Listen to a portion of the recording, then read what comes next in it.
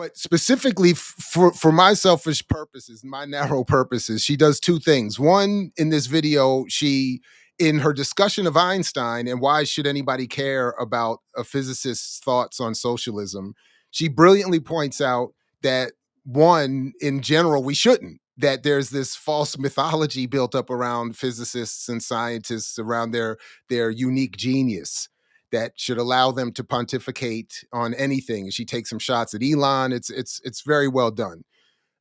She brings in some colleagues' videos. It's again very well done.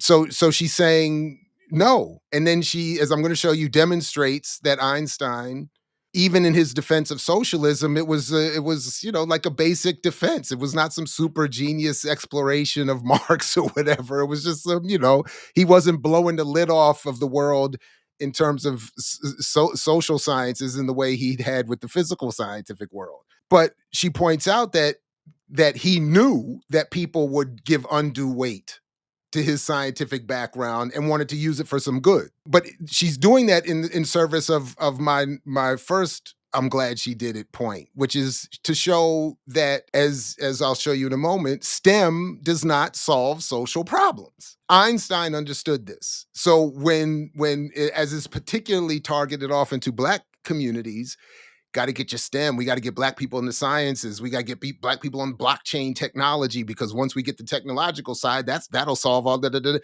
No.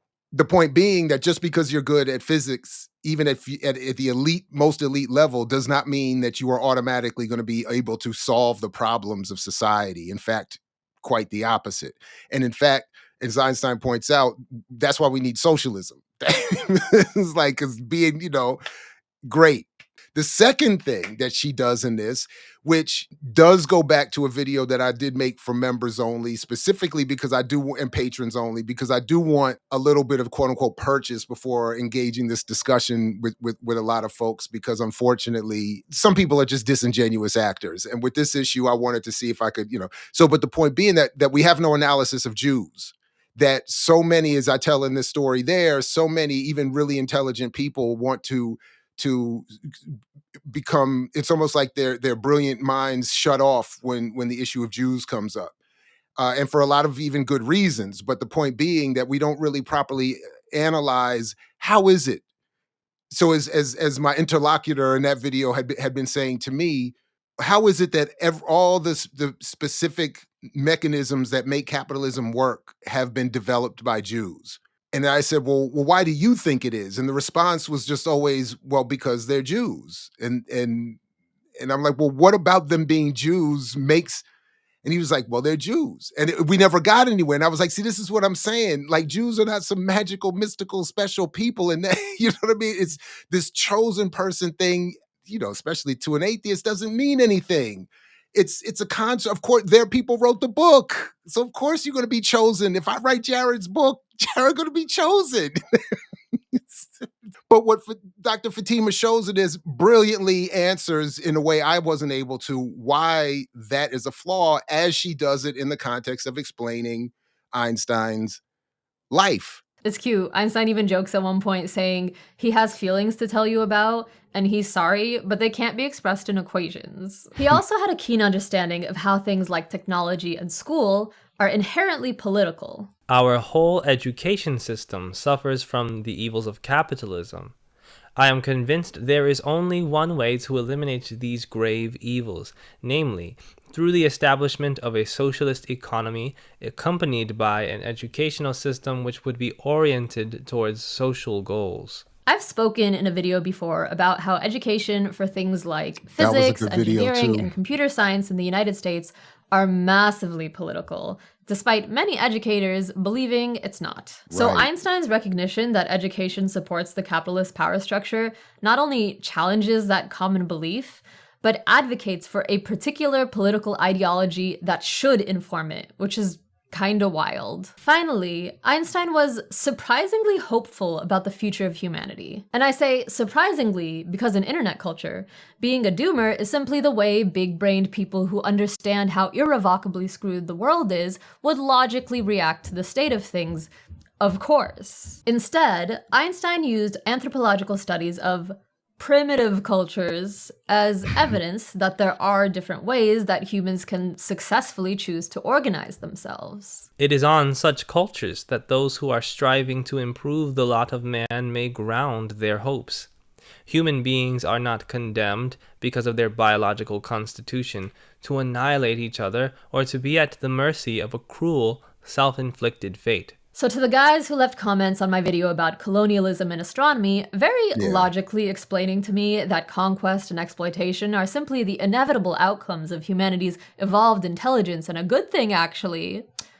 Maybe take a leaf from the book of the man whose name is literally shorthand for genius. Sorry, am I getting emotional? My apologies. Unfortunate that I couldn't communicate my feelings through math. Now listen! That's called my boy! You know nothing about that! His optimism for our species. All of this stands in such stark contrast to the type of person that comes to mind, to me at least, when someone says physicist. It feels to me very far removed from the kind of person I've known to revere Einstein as this bastion of pure intellect, unsoiled by the foolish subjectivities of us normals. Why did Albert Einstein, the renowned physicist who did not believe physics nor a disposition for it to be useful tools in solving economic or social problems, care to publish an essay about socialism? It's not like he came up with anything new. As cogent as the piece is, it's just a milquetoast recap of Marx's greatest hits. And it's not like he wanted to hear himself talk or something. Einstein was known to be pretty uncomfortable with his fame. If anything, he knew from his time in Germany what can happen if someone's too outspoken about the current right-wing political order. So if this humble physicist had nothing unique to contribute to a conversation that he himself said his prodigious expertise cannot inform, why would he bother to so publicly announce his alignment with socialism at a time when doing exactly that was practically labeling oneself as an enemy of the state? All right, so again, please watch the whole thing, because how she weaves through Nazi Germany, Einstein's time in the United States, the subtle anti-Semitism he talks about occurring as being not that much different than Germany while he was at Princeton, and then and more is really well done again. But I want to skip ahead just a little bit to something specific that that addresses my second point. So again, my first point, which I think she's already done so well to defend and explain than I would be able to, is that STEM, the scientific world, is not suited. Even mainstream studies of economics are not suited to get human society past to first of all explain, and then to get us past the current economic order, socioeconomic order. So this whole thing about we got to get into STEM, and then we can bootstrap our way and all that, and we can get in the game, and we'll be on level playing field, and there is no politics in science the way it's in the liberal arts, is all been, I think, very well critiqued right here. But the second point, this question of the socio-historical place of anyone, and Jews in particular, and why Jews are situated. So this is where Dr. Fatima starts to get towards saying something about that. And also, like any other kind of bigotry, people who are invested in the advancement of physics should also be invested in challenging it. There's a strong case to be made that the exclusion of people from marginalized groups in a discipline stymies that discipline's progress. Here's a paper to that effect if you want a full argument, but I think the contributions of Jewish physicists is actually one of the best examples of this. Like, do you really think it's a coincidence that both relativity and quantum mechanics, the two undeniable revolutions from the last century of the field, both came largely from a population that was marginalized in the society it came up in? It's like what Einstein said about the Jews' strong critical spirit that prevents blind obeisance to any mortal authority. Who better to look in the face of hundreds of years of scientific tradition and just go, but what if you're all wrong and it was actually this instead? Who better to challenge what authority tells them is right than the people who have been told by that same authority that their very existence is wrong? That to me is... Now listen! That's called my boy.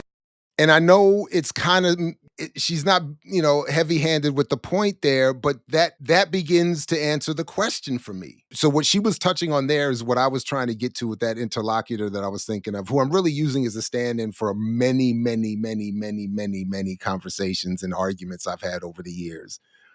And I'm constantly told that I'm dipping too much into my own biases. And I think the exact opposite when these issues come up. I feel like, why would you think, if in fact what you're saying is correct, why would you think Jews would end up in that space? Well, I really like what she's saying. Two of the more revolutionary changes that occurred in the sciences were developed by Jews at a time, in particular during Einstein's, where Jews were being genocided, or right around that time where it was all starting to ramp up, or just after it was ramping down. It stands to, if you stretch that out historically to Jews in Europe who were denied access to, obviously, church leadership, the monarchy, ownership of land, etc. Where else might you find ways to adjust society? You go where you have avenue. And in that case, it started in the mercantile world, it started in the banking world, it started in the finance, and it started eventually being moved, particularly in this country here, into areas of higher education, medicine, et cetera, all the stereotypical places where Jews are associated. So if it to me makes much more sense to read it that way than many of the more unscientific ways of trying to answer that question. I mix what I like, what I like, what I like, what I like, what I like.